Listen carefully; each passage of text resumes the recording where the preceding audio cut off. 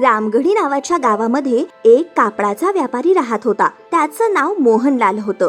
मोहनलाल आपल्या गाडीवर कपड्यांचं गाठोडं घेऊन एका गावातून दुसऱ्या गावामध्ये जाऊन कपडे विकत असे. त्याला हे काम खूप अवघड आणि थकवणारं वाटत असे आणि याच कारणामुळे तो नेहमी देवाकडे तक्रार करत असे. हे देवा, या कामामध्ये तर दिवसभर खूप मेहनत करावी लागते. नाही ठीक झोपू शकतो आणि नाही दिवसभर खाऊन पिऊन आराम करू शकतो. काहीतरी असा चमत्कार कर की माझ्या घरामध्ये पैशाचं झाड लागेल आणि मला पैसे कमवायला बाहेर भटकावं नाही लागणार. मी खूप खाऊन खूप आराम करून ऐशो आरामात जीवन जगू शकेन. जसं मोहनलाल देवाजवळ ही तक्रार करतो त्याच वेळी देव त्याचा ऐकतो आणि त्या झाडावर एक देवदूत प्रकट होतो. तो देवदूत मोहनलालला म्हणतो, मोहनलाल, देवाने तुझं ऐकलंय. हे घे, मी तुला पैशाचं झाड देत आहे. तू याच्याकडून जेवढा पण पैसा पाहिजे असेल तेवढा घेऊ शकतो. पण हे पैसे देणार कसं? हे तर खूपच छोटं झाड आहे. घाबरू नकोस मोहनलाल. जेव्हा पण तू त्याच्याकडे पैसे मागशील तेव्हा हे पैशाचं खूप मोठं झाड बनेल आणि मग याच्यावरून पैसे पडायला लागतील. जोपर्यंत तू नको म्हणत नाहीस तोपर्यंत याच्यावरून पैसे पडतच राहतील. तू नको म्हणल्यावर पैसे पडायचे बंद होतील आणि मग हे पुन्हा एक छोटे झाड बनून जाईल.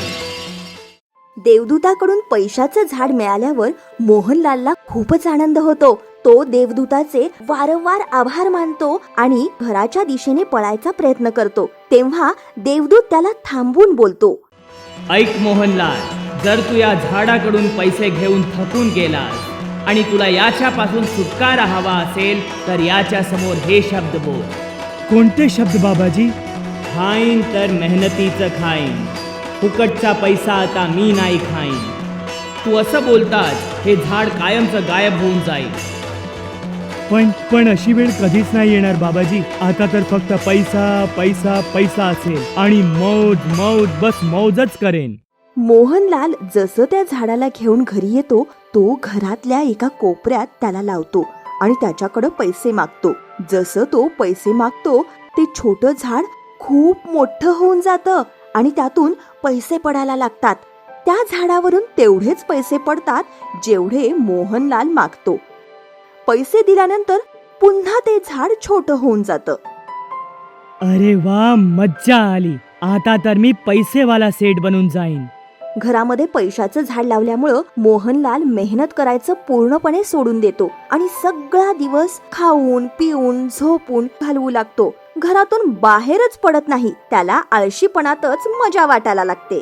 वा, मज्जा आली. मेहनत करायची नाही की कमवायचं नाही, तरी पण स्वादिष्ट जेवण. आता तर पैलवानासारखी तब्येत बनवेन. खूप खाईन आणि खूप झोप काढेन. जसा मोहनलाल विचार करतो तसं काहीच होत नाही. पैशाची भरभराट असल्यामुळं तो धनी सेठ तर बनतो, पण सुख त्याच्यापासून खूप लांब निघून जातं. तो खूप जाड सुद्धा होऊ लागतो आणि त्याच्या आळसामुळं त्याला खूप आजार सुद्धा ग्रासतात. एवढंच नाही तर त्याची बायको आणि त्याची मुलं सुद्धा त्याच्या हाताबाहेर जातात. सगळ्यांनाच वाईट सवयी लागतात आणि चुकीच्या गोष्टींवर ते पैसे उडवू लागतात. मुलगा शिकायचं सोडून देऊन आवारा मित्रांबरोबर फिरायला सुरू करतो. त्यांच्यातलं एकमेकांच्यातलं प्रेम संपून जातं. एके दिवशी मोहनलाल आपली पत्नी आणि मुलांना बोलतो, ऐक, माझी तब्येत खूपच खराब झाली आहे. आज तुम्ही सगळे घरीच थांबून माझी काळजी घ्या. आज तर मला माझ्या मैत्रिणीकडे पार्टीसाठी जायचं आहे. जर मी नाही गेले तर तिला वाईट नाही वाटणार का? मी तर माझ्या मित्रांच्या बरोबर मिळून फिरायचा कार्यक्रम आखला आहे. मग मी कसं काय थांबू शकतो? अरे पप्पा, तुमची देखभाल करायला घरामध्ये तर नोकर चाकर आहेत ना. घरामध्ये पैशाचं झाड लावलंय ना, मग जेवढा पाहिजे तेवढा पैसा लुटा ना. मुलगी बरोबर तर बोलत आहे. तुम्ही कुठं तुमच्या मेहनतीचा पैसा आणि दौलत उडवत आहात? आयुष्याची मजा घेऊ द्या ना आम्हाला. हो, आई बरोबर बोलत आहे.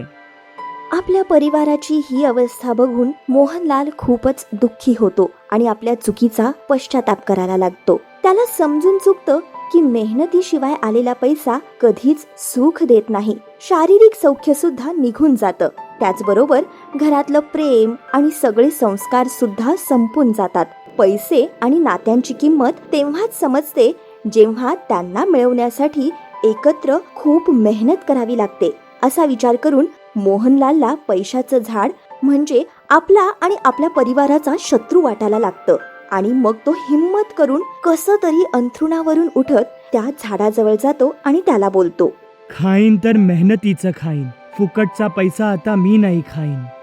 मोहनलाल असं बोलताच ते पैसे देणारं झाड कायमचं गायब होऊन जातं.